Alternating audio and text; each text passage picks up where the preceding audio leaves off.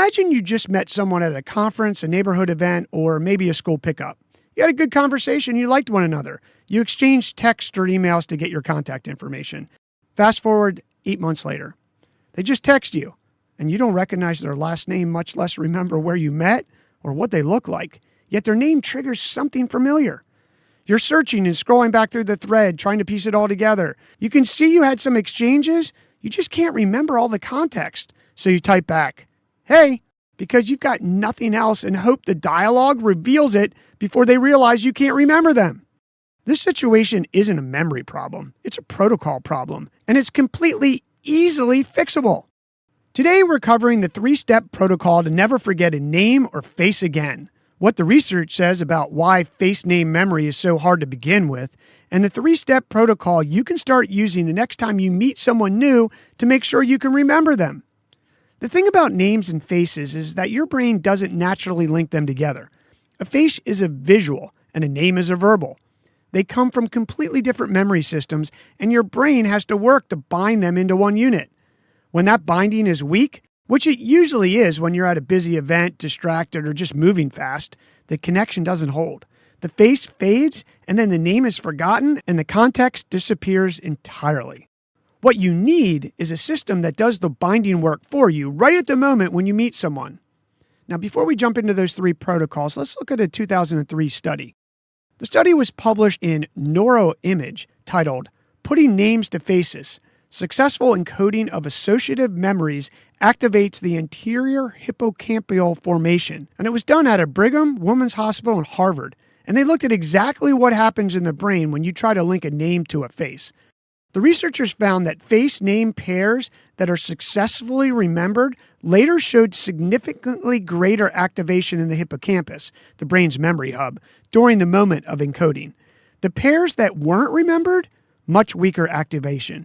The brain simply didn't bind them together at a point of meeting. Practically speaking, this means that memory success or failure is largely decided in the first few seconds.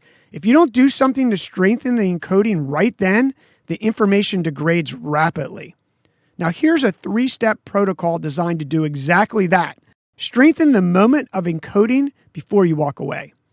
Step number 1, take a selfie.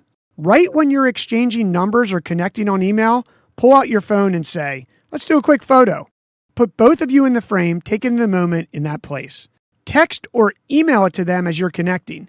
Now, when their name comes up a year from now, that photo is sitting right there in the thread. You'll see their face, where you were, what you were wearing. It's amazing what a picture can do. The whole context comes back almost instantly. And it's not awkward. People love it. And most of them will say somebody has never done that before, which will further help them remember you. Step number 2, use both names in the message. When you text or email that photo, write it out fully. "Great meeting you, Sarah Chen. Brandon White here." Not "nice to meet you," and not just their first name. Both full names in the same sentence. That repetition at the moment of first contact reinforces the binding your hippocampus is already trying to make. And a year later, when you search your messages, full names are searchable. "Hey" is not. Step number 3, add one anchoring detail.